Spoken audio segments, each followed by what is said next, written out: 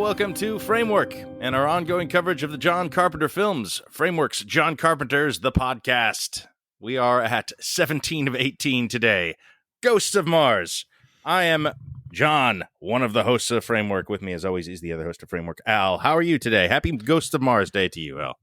I'm okay. I'm seeing the light at the end of the tunnel here. Yeah, yeah. Mm-hmm. Or if not light, at least the end. It's a bummer, right? To kind of peter out this way. It's not a happy story. Not a pleasant thing to have the last sizable chunk of the filmography be the worst films he's made, and of which Ghost of Mars is one. Right? This is yeah. It's a little more fun than some of the other bad ones. That like Village of the Damned and Invisible Man are just so kind of lifeless. And those are the two I have under it. Yes. And there are scattered bits of it that I like. I mean, I went into this with a kind of a positive attitude. I was like thinking, you know what? Everybody says this one's awful, but it looks like it's at least campy and that can be kind of fun. I mean, just the opening voiceover and the Carpenter score, they fool me every time. That one pops up and I'm just like, awesome, let's do this. And the premise here is not bad. I mean, it's him doing Rio Bravo again. He's realized at this point that a siege movie is just a format that he's very comfortable with. And sure, put it on Mars. Why not? Put Pam Grier in there. Why not? It seems like this is set up for success for the rumor about this is always that it was supposed to be a third Snake Plissken movie. I don't think that's actually true. Mm-hmm.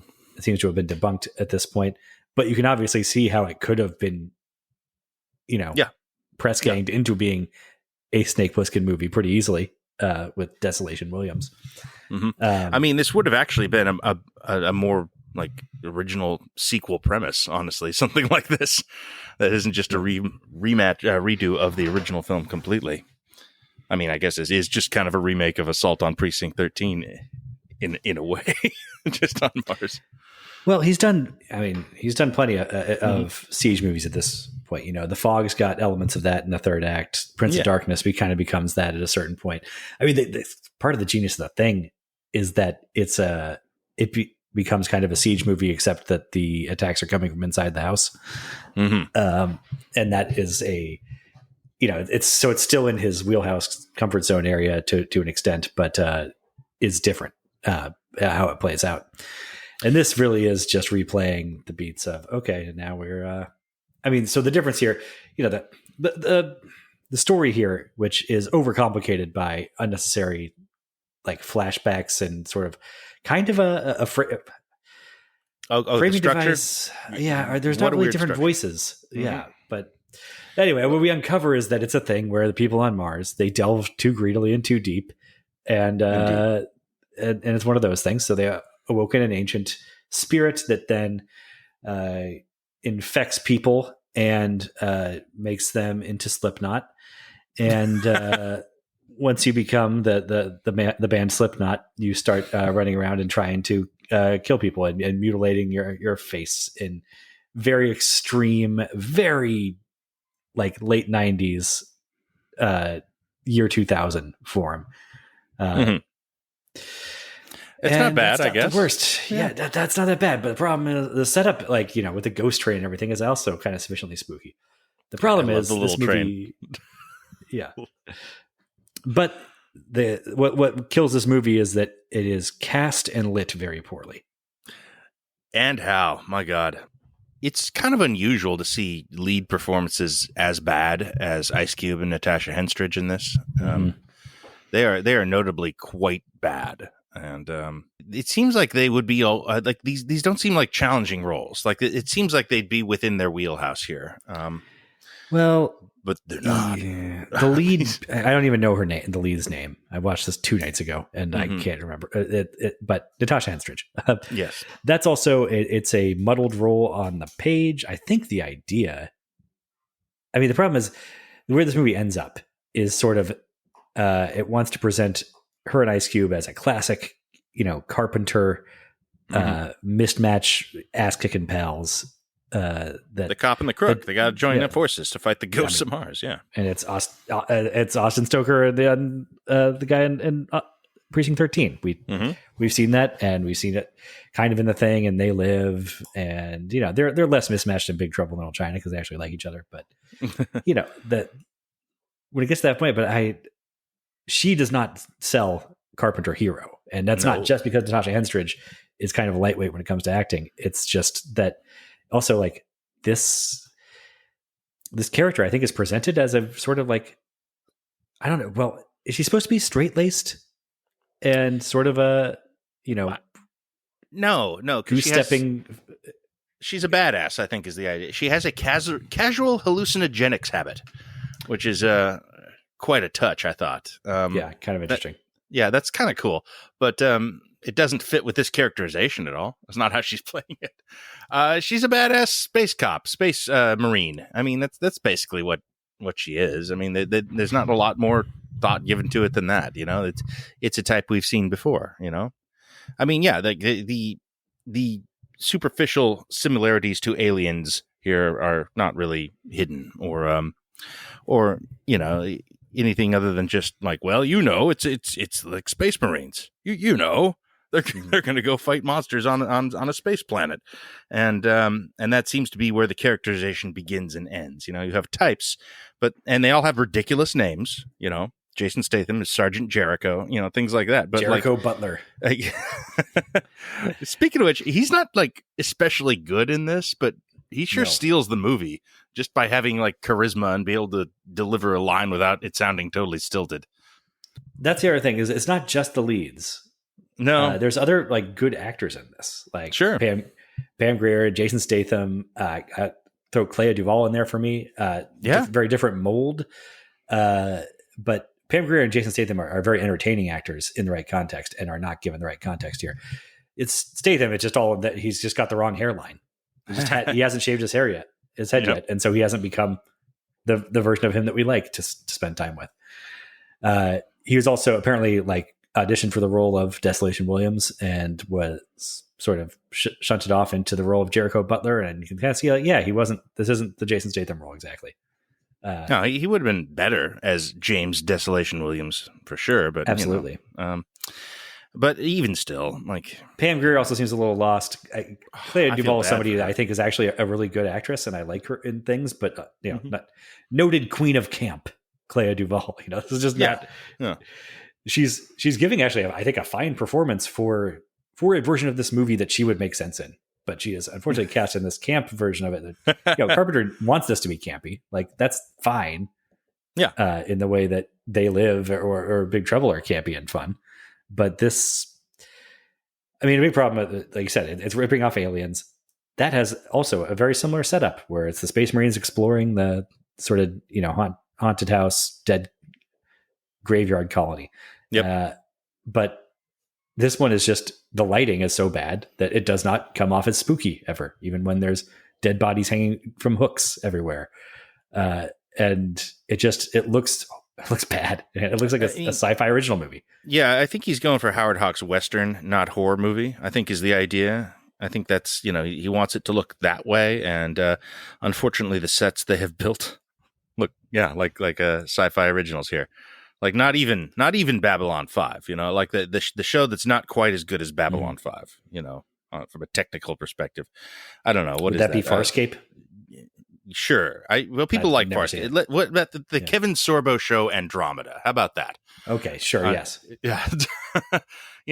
Just any sort of generic late 90s, mid aughts kind of sci-fi television show.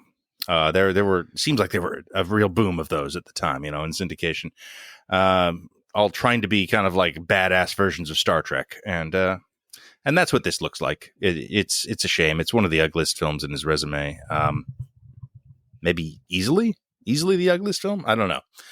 I get, ugly is not usually a thing that I worry about with him. No, that's the first time that's really come to my attention. So it must be, but his aesthetic never really evolved past the 80s is the way I think of it. So his use of CGI is bad. And the more he uses it, the worse it gets.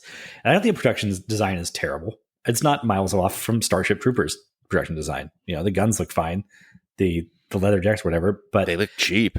It looks cheap. Well, yeah, they look cheap because it's lit horribly, is what is my contention. The lighting is horrible. The lighting is absolutely wretched in this film. And if I'm noticing bad lighting, that means it's really bad. Exactly. Because that's not a thing we talk about. No. Like, we don't have a regular lighting segment in our in our podcast. But something about, like, this comes out, The Matrix is already out. Like, people that the CGI in that looks decades advanced from this movie that came out 2 years later that had an okay budget from the sound of things.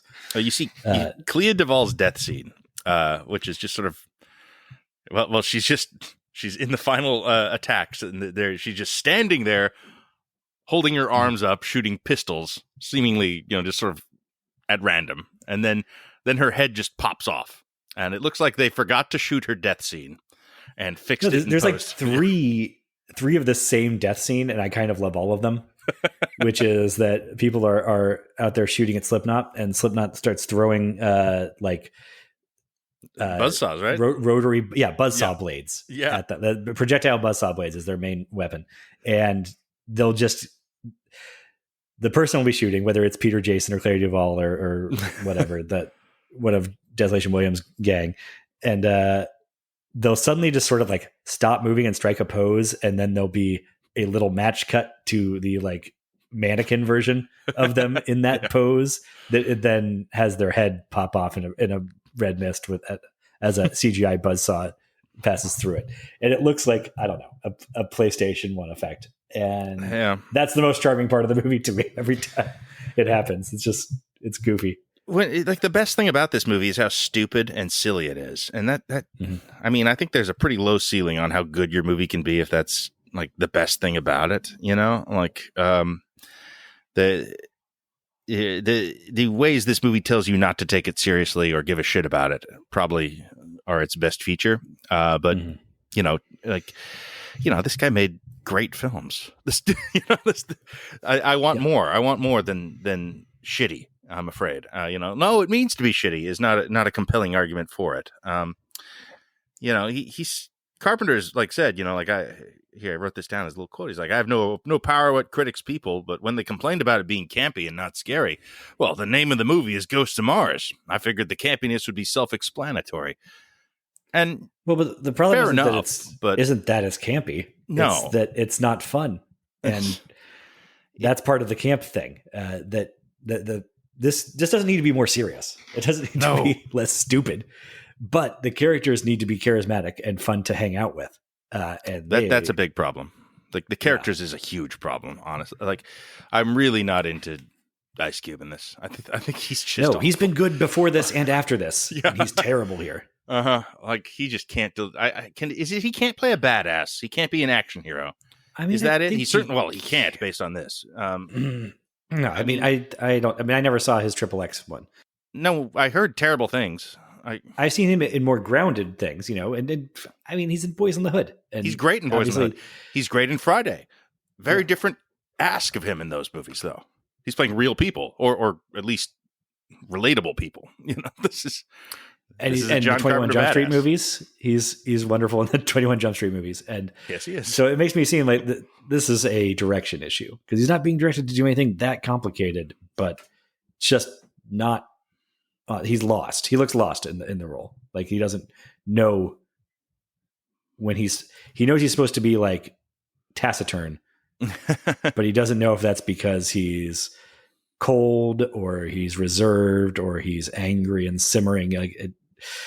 I don't know. I mean, there's just, and it's not just him. It's everywhere we look. It's just dull characters with nothing interesting to say or do. And like everyone, there's a pretty large cast here, which gets you those kills. But all of them are kind of either a hard ass soldier or hard ass outlaw. So no one has like human responses to this, insane Slipknot siege thing that you get like even Precinct 13 is a smaller cast, but you have some like secretarial pool in there having a kind of human reaction. so that the hard asses stand out better and are more distinctive. I feel bad for Pam Grier. I mean, Escape from L.A., you know, like it's a small role. It's a problematic one, of course, but like it's also just sort of like she's in the wilderness there.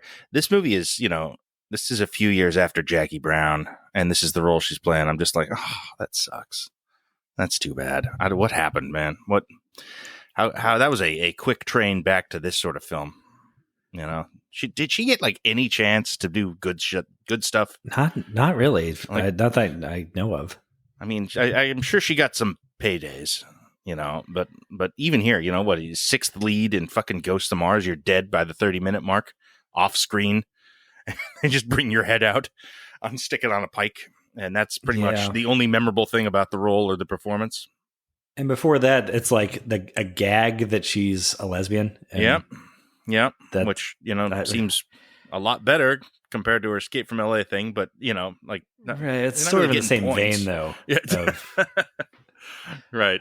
Of like, why are we trying to make Pam Grier sexually unappealing to it as a gag? As that seems to be what the angle is, and don't seems like a fool's errand to start with. Anyway, it just feels like Jackie Brown 6 or 7 years too late, because hooking her up with John Carpenter seems like it would be a great fit and a great match. And maybe it would have been in the mid 80s to the early 90s. Yeah. I mean, I could, or even the mid 70s to the early 90s, popping up in something like Prince of Darkness. You know, she'd be great in a lot of those, you know, The Fog. She'd been great in The Fog.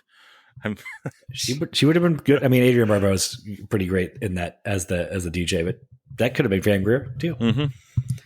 Yeah. I mean, I would have kind of loved to see a version where she's Gracie Law. Obviously, it's a very different role. You have to rewrite the whole role around that, but that'd be good, actually. Yeah. Just Pam Grier. Like, I just want to see Jack Burton interact with a Pam Grier character. You know? Yes. Like she would, if you made a sequel to Big Trouble in Little China, she'd be awesome as the female lead. That would be the one good choice you could make if you were doing that. But I don't know. Well, hey, she'd be better as Lieutenant Melanie Ballard in Ghosts of Mars. That's the Henstridge role. If it's her and Jason Statham as Desolation Williams, I think we're in better shape. But no one's good in this. You can improve this. This is not a good sign, I think, when you can improve a movie just by not by like changing the casting by doing something else, but just shuffling it around between who's already on screen and like demonstrably make it better. That's not a good sign. No, it's not. But again, I don't think it would be like good if that were changed, because these characters suck. They're not interesting. There's nothing like and no one seems engaged. Certainly not Carpenter. This feels like autopilot, and that's maybe why it's lit the way it is, why it's written the way it is. Why they said yes to the red camouflage pants that Desolation Williams is wearing through the film. Like it feels like he's just wearing like a palette swapped version of the Snake Plissken uniform. Just a shittier, less ill-fitting version of, yes. That's certainly part that had to play into why people decided this was a Snake Plissken movie. Yeah. Honestly, the best version of this movie probably it's a surprise Snake Plissken movie. They just refer to him as some other code name or prisoner barcode or whatever, and then he just half an hour in, it doesn't say, escape from Mars or anything. It just says Ghost of Mars. And then you realize half an hour in that, that's Snake Plissken. Then that probably would be actually fun for Carpenter fans, at least. And probably would have made the movie more successful, and probably would have, be much more well thought of. And that would, you could just do that, and the movie is significantly improved because you have a character in there that we know works, it's not like Snake Plissken had incredible lines. That role is all about presence and all about performance and movie star charisma. So just add that in here, and I think the movie is like a 1-star improved already. Yeah, like I said, that on the page, it's not that Snake Plissken's lines are so much better than Desolation Williams's. It's just that they know who that character is, and Russell is dialed into it. In a way that Ice Cube just looks lost here. He really blows his coup de grace line to the king of the Ghosts of Mars, the Big Daddy Mars, by the way, is the credited name of the the main Marilyn Manson wrestler guy that they're fighting. I had him down in my notes as Slipknot. Yeah, him. His Ice Cube's like kiss off Schwarzenegger line to him is "See you later, you big motherfucker." I mean, no one can make much of that, but man, Ice Cube does not pull it off. It's just no effort. No, it's almost like he's like thinking to himself, like, that can't really be the line, right? Like, we said we were going to do some alts for this. Right? Ice Cube has publicly said he hates this film. I mean, fair enough. It makes him look bad. Yeah. He blames budgetary problems. They didn't have the money to pull it off, is what he says is the problem. He likes John Carpenter, but he hates this movie. I don't know if it's a budget. But no, it is $28 million budget on this. I think that's the third most he ever had. So, but the effects look fucking horrible, and so it's the shorthands that too. They didn't have the money to pull it off. But I think there are effects houses working in this time. I mean, they could have done a lot more with that $28 million. You know, again, we're past the Matrix and Phantom Menace at this point, and obviously that's a different scale of Phantom Menace. Different scale of budget. But I mean, this doesn't need to look like Phantom Menace, man. This can look like, you know, I don't know. It can look like Starship Troopers. Yeah. Without needing the even elaborate bugs effects. But yeah, keep the Slipknot guys. I mean, that cuts your budget down right there. Just Slipknot guys. You find a way to light it properly, and they look actually scary. The costumes look cool and sleek instead of like they just came off the rack at a Halloween pop-up store.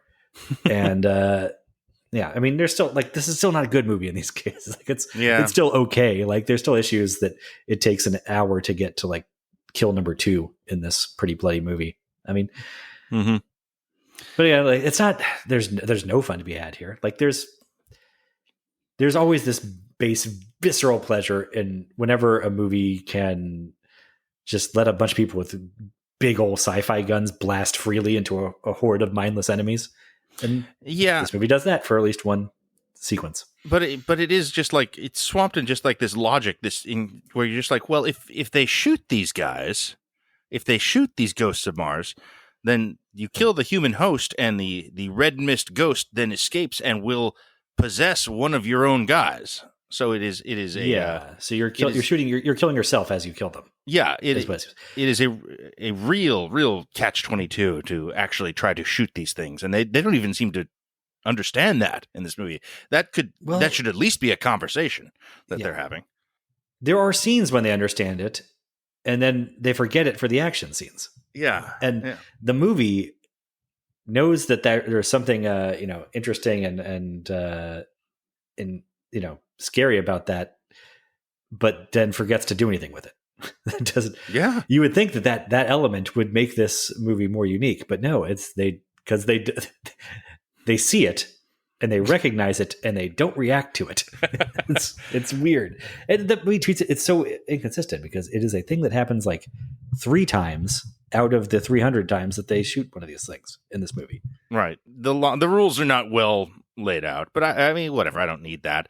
It just seems like they're leaving decent sequences and ideas like on the table. Like this would make your movie better if you use the premise that you have set up in some way. Like, a few of their guys get taken out by the ghost mist, but of course they did. Of course, like, yes. And you didn't see this coming. You knew this was a thing. You knew this is how it works, and you watched it happen up close in an earlier sequence.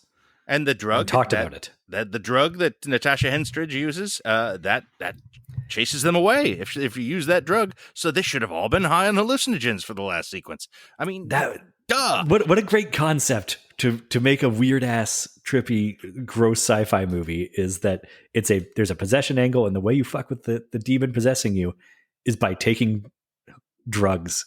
It's a good idea. So that it fucks with the thing possessing with you too. Yeah. And then the heroes have to do it at the end of Assault on Precinct 13, except they're all tripping balls on mescaline. Like, yes, you could do so much fun with that.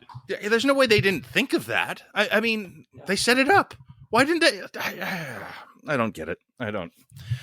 Instead, we get just right on top of that rose from "Don't Tell Mom the Babysitter's Dead."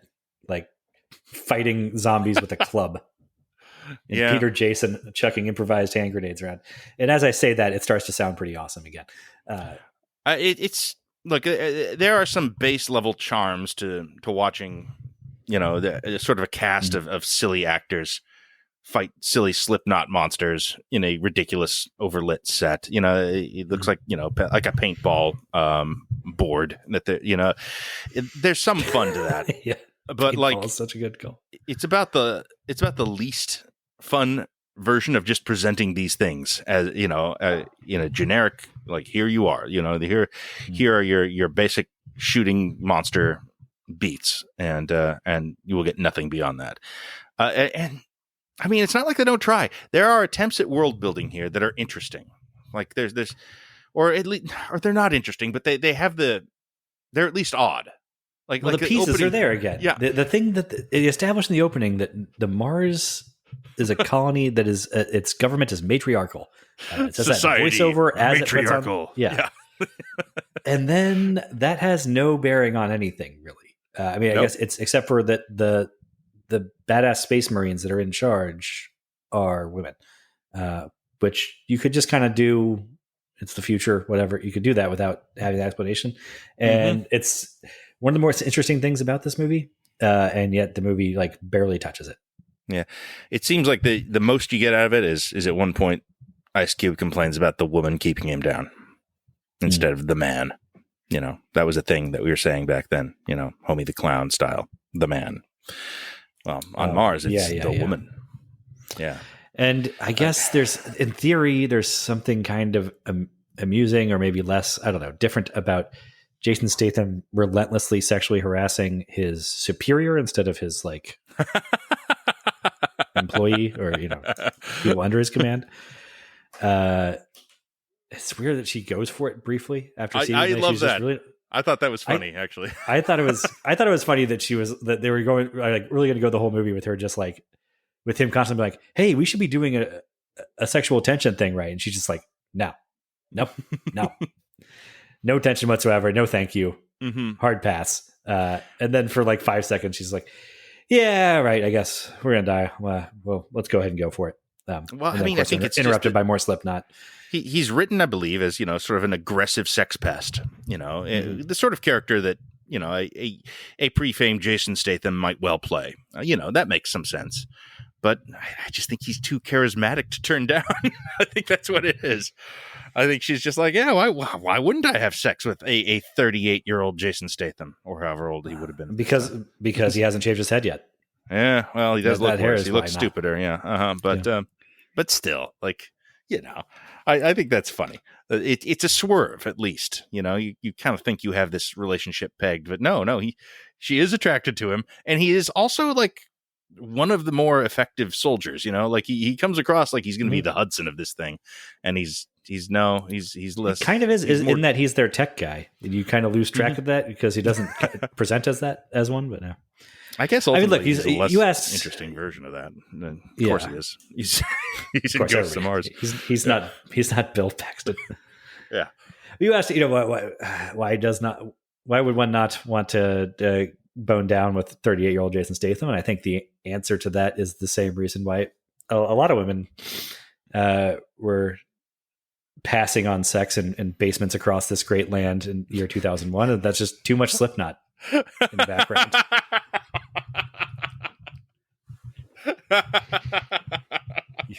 You put Slipknot on the stereo, it becomes real hard. Yeah, very good. To stay hard. Okay, so there's one other thing I want to talk to you about here about this movie. Sure. Just the somewhere around Big Trouble in Little China, it seems like Carpenter got really enamored with framing devices. Yes. Okay. Mm-hmm. I can't think of any of them where I feel like it did the movie any favors, really. Mouth of Madness, I think, is the one you could make the best case for, but I still feel like I mentioned that movie is harmed for the entire middle portion of the movie. There's only two characters to follow, and one of them we know lives through it and know where they end up, and the other one kind of drops quickly. So but the asylum scenes are so good is the thing. Those scenes are actually way better than here or Invisible Man. Oh well, yeah. We don't need that one either. That doesn't need to be memoirs. It could just be, hell, it could be from Sam Neill's perspective, Jason Neill's, I don't know, whatever. But here especially, it creates this really weird nesting flashback, sort of shifting perspectives, even though the framing device establishes that it's first person Natasha Henstridge relating to this, court martial, what happened. And then she will then take on other people's perspectives as they pop up in the story, which is just weird. Yeah. As it was relayed to her, I understand. It seems like a lot of elbow grease for very little actual payoff. I'm not sure what benefit this structure gives the film. Like, we know, we know the only one who makes it is Natasha Henstridge, but even then we're probably, I assume that's because she lets Ice Cube go at the end. That's not exactly a surprise. But like, having seen all these other Carpenter movies, you were like, we kind of know that is where this is going. And you're right. Just none of it's worth like the confusion or the stutter step pacing that it creates to be kind of just, and now we're going to go back and do right on top of that Rose's flashback. And now we're going to do Jericho Butler's flashback. I mean, but it's not like they don't. Okay, so Rose, they don't add anything. Her flashback is to before the movie. For Statham's flashback, it flashes back to like earlier in the movie where we saw him like do a thing, and then we cut ahead, and then now we're going back. Yeah, there's weird time dilation stuff here, but it's to no purpose. And you could just cross-cut these things, eliminate the entire framing device, and lose, as far as I can tell, nothing at all. Yeah. I just imagine if the thing had opened with like a frostbitten McCready being debriefed by some rescue team. Yeah. Like, what happened out there? And he starts telling you a story. Like, how much worse would the thing be with this type of framing device? I wonder if it's just like something to keep him interested or just to try something out, just like, well, let's see if we do this. Is this interesting? Does this give the film any sort of new, I don't even know what they're going for, to be honest. I'm not sure. The only thing that is distinctive about the filmmaking here, and that seems to have engaged him, is that he just realized that there's a crossfade button on whatever editing software he's using. And it's just, so we're just like fading in and out over people like leaving a building. So they're like, they open the door and they're taking one step out, and then we sort of crossfade into them being a few steps farther out. And it's just a weird, distracting. It doesn't like create, again, maybe if the lighting was better and there was some atmosphere going on here, it would add to some sort of hallucinatory whatever vibes. But it just looks like somebody, I don't know, spilled coffee on the keyboard and didn't fix it. I will give it credit in one regard, atmosphere wise. And that is the John Carpenter nu metal score. I thought that was fun. Well, you got Slipknot on set, so you may as well take advantage of them. Well, yeah, but like he's doing a thing here, like this is kind of fun music. I wish what I was looking at was better. I don't know, the opening credits when it's playing, and I'm looking at like a little model train on a red planet. That I'm just like, yeah, okay, this is pretty good. But I enjoyed his, it is a pervasive metal score that John Carpenter has written for this film. It is probably the only thing that really gives us any sense of atmosphere or vibe at all here. And I did like that. Okay. I mean, I'm probably not buying the album or anything, but it was one of the more prevalent scores in a while. It's very present in the film throughout, and I kind of like that. I don't know. I'm grasping at straws here a little bit. Yeah. I mean, obviously we're never going to list the Carpenter score as a problem with any of these. Right. We're so far down the list of issues there. It's not my favorite of his, but it's one of the best things about the movie. The Manifest Destiny metaphor, that was okay, right? It was a little bit of something, maybe. Metaphor might be giving it a little too much credit. It's one of those things like the Matriarchal Society, or like, here's an idea, and it doesn't actually have a perspective about it. It's sort of, like a Manifest Destiny, right? It is. It's very much cowboys and Indians, though. Like the whole idea, that we are and so that's. I feel like that must be what he's going for. Is like, it's a Western. It's a space Western. It's Rio Bravo, of course, but it's also we're talking about indigenous peoples versus colonizers. We're trying to do something with that. Not a lot of thought given to the indigenous people in this. They are in fact it doesn't have any Slipknot sympathy ghosts. for them. Yeah. I think Natasha Henstridge, the hero of the film, does in fact say like they should know it's not their planet anymore or some shit like that. So yeah, maybe the movie's actually very pro Manifest Destiny. I'm not entirely sure. If it has any take at all, I guess that would be it. So I guess it doesn't seem like it's a movie that's really affectionate towards its colonizers, though. No, as far as governments and bureaucracies in Carpenter films go, this one seems to be a little bit more, fine, whatever, than any of the others. We don't actually have any particular points to make about their corruption.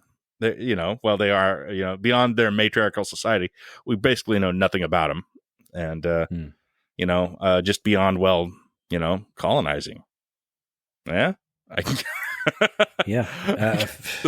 That's barely even colonizing, though. It's mining, I guess. Right. Like, it doesn't seem like there's much of an actual population moving in there. And it's not. Well, the other thing, I guess, the way the metaphor doesn't totally hold up is that it doesn't seem like they actually displaced any like Martian peoples doing this. Oh, no, they are indeed ghosts. Already a dead civilization, right? So it's just like they're more like trespassers, accidental trespassers, than full blown colonizers. But again, like why are we going to put this much thought into this metaphor that is doesn't even quite rise to the level of metaphor? No, I mean he just wants to do like Western shot compositions and that sort of thing, which probably works against the film, as we were saying, especially with the lighting. I don't know. Are we done? I don't have much else to say about Ghosts of Mars, man. I don't think it's a very good film. I'm done here. We have one more to go. I have a few that are lower than this. I think that it is goofy enough, and some of the kills amuse me that it rises above a couple of the others for me. But we'll do a ranking episode where we'll sprint through these bottom 9 to get to the good ones. And before that, we have to go to the ward. It's the only one I've never seen. I'm very excited. Well, that's not true. I'm but you're excited to be. I'm excited to be done with John Carpenter. to have this done with. Yeah. Isn't that suck? Yeah, it's I not hate that these are like it's not that these are absolutely painful trash to sit through exactly. No. It's that I hate sitting here and saying bad things about John Carpenter, who's someone whose work I really enjoy. And I've actually had fun all year with these. This has been great, but now I'm kind of just like, all right, senioritis on Carpenter. I mean, we know, the good stuff is over, and now we're just sort of like, killing time until we can talk about real movies again. Well, he has the senioritis, and so do we, and now we're getting it. He stops making movies for like 10 years after this. 9 years, and then it's of course just one more. But I feel like maybe a good choice. Maybe you make this movie and you're just like, I don't need to be making movies. I'm good. I don't have anything to say here. Like this feels like make work. So if he was just going to make another decade of Ghosts of Mars, then maybe he made the right call. Go enjoy some video games and residuals and don't just nobody needed more Ghosts of Mars. Right. I mean, apparently a few people needed more vampires because they impressed Bon Jovi into doing more. But like this, if this movie had worked at all, they could have easily made 2 direct-to-video shitty sequels to it. But absolutely. There's zero interest. Nobody cared. And a prequel. Yeah. Not at all. No one wanted that in the least. So I don't know. Least of all Carpenter. Yeah. So okay, it's a shame. But I think we got one more where he's not very engaged, also by all accounts. So we'll get to that quickly. We're trying to rip this Band-Aid off faster, so we'll try and get that one out quickly, and then move on to a fresher, young buck at the start of their career. That'll be fun. Okay. Yeah. Well, that's that. Ghost of Mars. I don't know. We got a better ending than me saying that's that Ghost of Mars. Do we though? Because I think one of the things about Ghost of Mars though is how badly it bungles its like badass closing line. Oh yes, the worst Carpenter ending. So bad. This is the only Carpenter movie with a bad ending. Yeah, that's right. Yeah, it's on paper. It's not even that bad. I mean, it's not very inspired compared to the other versions of these, Carpenter mismatched buddies clashing, but killing all the bad things together. But just, man, the way that Natasha Henstridge cannot sell the let's go kick some ass vibe. Mm-hmm. And Ice Cube, of course, just also seems kind of lost. I'm like, really? This is my... It feels like a reshoot ending. It feels like, this is my Riggs. Yeah. Okay. So a disappointing peter out to Ghosts of Mars and to this podcast as well. All right. Thank you for listening. And we'll be back with the Ward next time. We'll be back with more petering next week.